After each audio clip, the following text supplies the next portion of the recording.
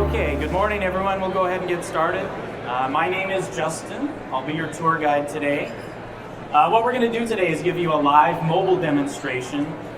This is a representation of uSamp's mobile army, and we're going to be asking panelists all over America to, in real time, take photos of the shoes that they have on their feet, and then explore why they have those shoes, how long ago did they buy them, and are they in the market for a new pair coming up. So this is a survey that we built on uSamp's Instantly platform.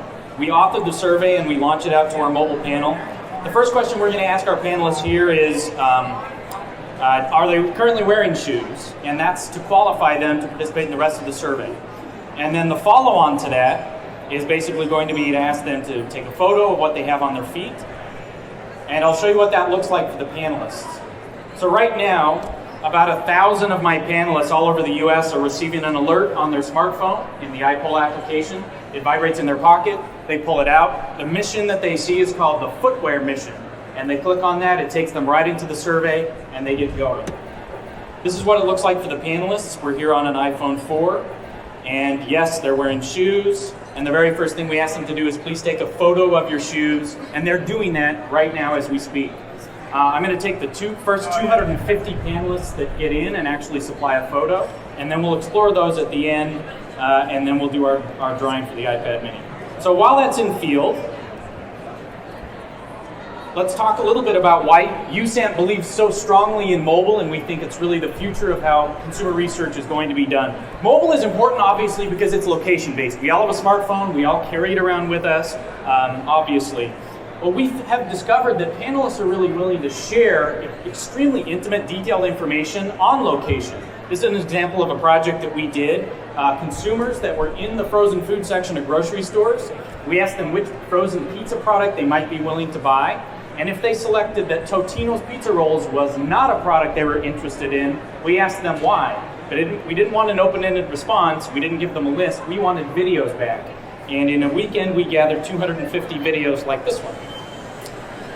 I would actually not buy the Totino's multi-pack because it actually does not feed my teenage boys.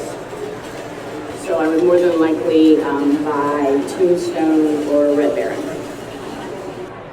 So we've discovered that consumers are very willing to share intimate, detailed responses even while shopping, even in the moment while they're making that purchase decision. And we have done dozens of projects like this during the shopping experience. Mobile is also in context. Again, we all have that phone with us, and we do in context both to represent the shopping experience, but also consumer product consumption. We wanted to talk to 100 women in the US and 100 women in the UK about their go-to shampoo product. And this was a mission that we did for a major CPG company here in the US, and we called it Bad Hair Days. And we wanted women to tell us about a bad hair experience that had helped them discover the shampoo product that they use now. Okay, so funny story about bad hair day. Well, looking at myself, I'm having quite a bad hair day now. I've just woken up. Anyhow, it was on a first date. It was actually Valentine's Day, and I'd been settled by some friends who got mistakes. I'd done my hair really nicely. This was before I used the shampoo that I currently use. My hair was down, I was sat at the table, there was balloons everywhere, all kind of pink and heart-shaped balloons that usually suspects on Valentine's Day. And my hair kept flying up towards them with static. So I spent the majority of the evening pulling my hair down. I never heard of it again. So again, if you can imagine what a traditional open-ended response might have been if we asked this as a text question and they were typing this in. Maybe you'd get back a few words about some bad hair day experience. As a video, they share a very intimate story. You get that strong emotional attachment that they have to the product now, and the length of the response is measured in minutes, not in a few words. So we get a tremendous amount of data as well as the rich context of the emotion and that attachment to the product. And then this is another example of why we like mobile. You get to combine qual and quant in one instrument. There is a survey attached to this. These people did take a survey. There were quantitative questions on there, Likert scales, and all the fun stuff. But then there's a video as a part of the same survey instrument. The panelist is not having to leave the application. They get to do it as part of taking the survey and then go back into quant maybe to finish. This was an example we did for an automotive company, a research firm, and we asked panelists who had purchased a new vehicle within the last 90 days to do a walk around to the exterior of their car, a sit down in the interior of their car, and then a self-interview as to why they liked or what they didn't like about their vehicles.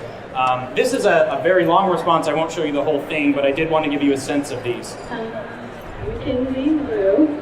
I really like my new Ford Fusion. I've never had a brand new car, so this is my first brand new car ever, and it's pretty awesome. I love the gray sparkly colors. It's much better than the other color choices. I personally think the front grille looks really stupid. It looks like a dying fish. But my husband loves it. He thinks it looks like an Aston Martin or something like that. So, we'll go with that. So again, you can see you get the good, the bad, the emotion attached to it. And these panelists are not pre-recruited ahead of this survey in some special way. This is surprise discovery. They're sitting at home or they're out and about, and we say, hey, we know you purchased a new vehicle in the last 90 days. Are you near that vehicle? Can you give us some videos right now? So Mackenzie, who gave us this video, she got this invite 30 or 40 seconds before she walked outside and gave us this. So it's really, again, very intimate, very spontaneous, and strong attachment. So that's why we believe so strongly in mobile. Now, why uSamp? Well, part of it is that uSamp is well known as a panel provider and a sample provider to the market research industry. We have 12.5 million panelists worldwide, 5 million in the US, 7.5 million around the world. And out of that very rich online panel, we have recruited people to our mobile army. So we already know a tremendous amount about them, and we have access to them both on their mobile devices, or if we're doing a long diary study or we want to do multiple follow-up, also online. So we can do mixed mode with all of these panelists. We have 250,000 mobile panelists at this point in the US and growing our mobile army also in Europe right now. With the mobile army, of course, we can target people on location. We can target them based on their demographics, device type that they may have, but also behavioral information. We know a lot about these panelists because of that mobile device. We know the apps that they have. We know the stores that they shop in. We know how long they're shopping at those stores. It's a tremendous amount of information that we get to have about those panelists because we're attached to them through a mobile device, and we get to track their behavior on an ongoing basis.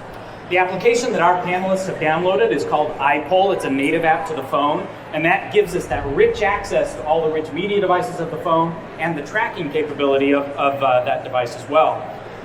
Any of you can download it. It's available in the app stores if you want to check it out and see what that panelist experience is like. Of course, we talked a little bit about the rich media responses, the camera, the microphone, and the barcode scanning capability to validate that the panelists actually have a product in their hand at the moment they're taking a particular survey. We also utilize geofencing with these devices. Geofencing is drawing a virtual perimeter around any location. We have 35 million business locations in our database, and so we can target grocery stores, perhaps at the category level, or individual stores if we wanted to, or even a store on a certain street corner. The way it works is when one of our panelists walks through that fence, they've entered that store, we can do a push alert to them that says, hey Mary, while you're here shopping at this store, there's an opportunity for you to earn $3, $5, $10, depending on what that mission is for her, and then she can choose to opt into that in real time. uSamp has also developed the industry's only software development kit purely for mobile-based research. What this does is it takes all of the capabilities that we have with our iPoll application, and it allows you or any of our clients to plug all of those capabilities into an existing mobile application. So it would be under that brand, under all that look and feel, but with all the same rich capabilities, including the survey authoring and location alerts. And then we've also developed a field research app, and this is purely if you already have a panel, you already have your own panel, and you don't want them downloading our separate app and joining our panel. Well, that's fine, that's great. We have an app for that. We can skin this to look whatever you want, and then all you would do is every time you want your panelists to take a mobile survey, you send them a simple 5-digit survey code that's generated out of our system. It would be unique to you and unique to them. They would opt in, take that survey, and never have to sign up for anything else. So it gives you that control and ownership of your audiences, but all the rich capabilities of these mobile devices. Really good use there, and we have quite a few clients utilizing that as well. So jumping back in, we'll do a quick refresh and see what kind of responses we've gotten. We've had 125 survey starts, 18 people currently in the survey, and we have 93 completes. 95% of our panelists were wearing shoes at the time they received the alert. And here are the real-time photos that we're getting from our panelists about the shoes that they are wearing. Of course, we can jump in and look at these in a little bit more detail and just see, again, this was surprise discovery for these panelists. So we can see, again, the types of shoes that they had on their feet at that moment.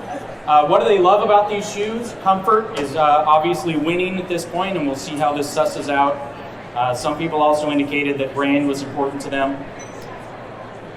What do they hate about these shoes? With the option of nothing, 42% said nothing, but 37%, the shoes they're wearing are getting old. That's the number one factor that was a negative detractor at this point from that pair of shoes. And then originally thinking back, what influenced them to buy these shoes in the beginning? Comfort, again, still winning out here, price being the secondary factor. But again, you can see the richness of these responses. Panelists get this alert, they see the opportunity, they can earn $1, 50 cents, whatever the reward may have been for them. Could have been a charitable donation, it could have been cash, any number of different rewards. And then they just opt in to participate. In this case, we're taking the first 250 in. And as you can see, these come in very quickly. Panelists are extremely responsive to these alerts.